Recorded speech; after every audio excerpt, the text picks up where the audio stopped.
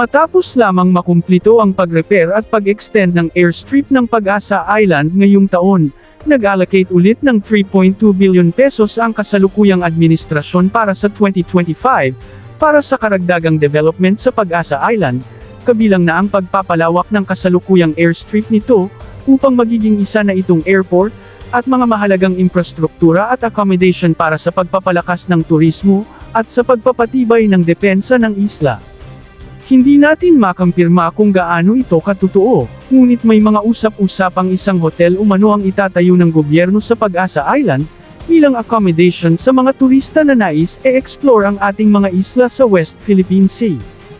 Isinapubliko na ng gobyerno noong nakarang taon, na ang Pag-asa Island ay magiging isang drop-off point ng mga turista na nais magbakasyon sa ating mga isla sa West Philippine Sea. Sa ngayon, ay patuloy na naglabas-pasok ang iba't ibang mga aircraft ng Pilipinas sa islang ito, tulad na lamang nitong C-295 ng ating Air Force, na naghahatid at kumukuha ng mga mahahalagang logistics para sa isla. Tunay ngang malaki na ang pagbabago ng Pag-asa Island simula noong ma-implement ang AFP Modernization Program, kung saan naging kabilang ang pagdevelop sa mga mahalagang infrastructure ng bansa sa bahaging ito ng West Philippine Sea. Makikita sa larawan noong 2018, ang sira na airstrip, at limitadong mga istruktura sa isla, ngunit dahil sa lumalalang pambabraso ng China sa ating bansa, ay napilitan itong patibayin ang ating pag-aangkin sa Pag-asa Island at sa ibang mga isla, kaya makikita sa larawan na kuha noong 2022, ay nag-iba na ang itsura ng isla, na malinaw na makikita na ang pinahaba at sementadong airstrip, lumalawak na rin ang isla, at nagkaroon na ng pier o daungan para sa mga barko. Ngayong taon ay makikita na rin na nagkaroon na ng aircraft hangar ang ating Air Force sa isla, na nangangahulugang handang-handa na ito o maaaring naumpisahan na ang pagpapadala ng mga eroplano sa isla. Ang pagpapalawak ng airstrip nito sa susunod na taon upang maging isang airport, ay nangangahulugang inihahanda na ito para sa lahat ng klase ng aircraft na maaaring lumapag sa isla na ito, kabilang na ang mga malalaking mga commercial aircrafts ng bansa, at mga cargo aircrafts ng Pilipinas at ng ating mga kaalyado, mga fighter jets, at mga helicopters.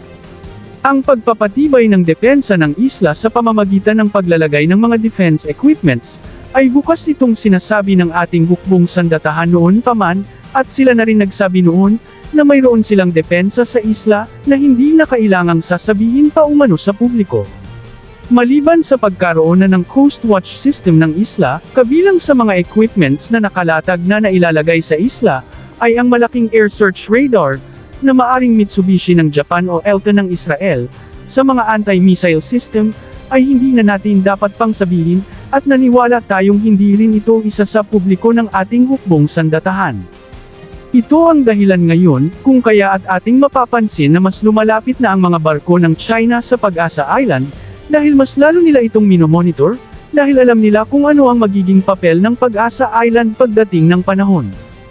Kaya kailangan magiging handa ang Pilipinas sa pagpatuloy sa pagdevelop ng isla, dahil siguradong hindi rin ang pagkukontra ng China dito. At inaasahan nating ang mga nangyayari sa Escudo Shoal at sa Ayungin Shoal, ay maaaring mangyayari na rin sa Pag-asa Island. Ang Pag-asa Island ay maaaring magiging panibagong flashpoint sa pagitan ng China at Pilipinas. Sa katunayan, ngayon pa lang ay mapapansin, na nakipagitgitan na ang mga barko ng China sa mga barko ng Pilipinas na bumibisita sa Pag-asa Island. Tulad na lamang nung nakaraang linggo, kung saan ang barko ng Coast Guard ay ginitgit ng maritime militia vessels ng China.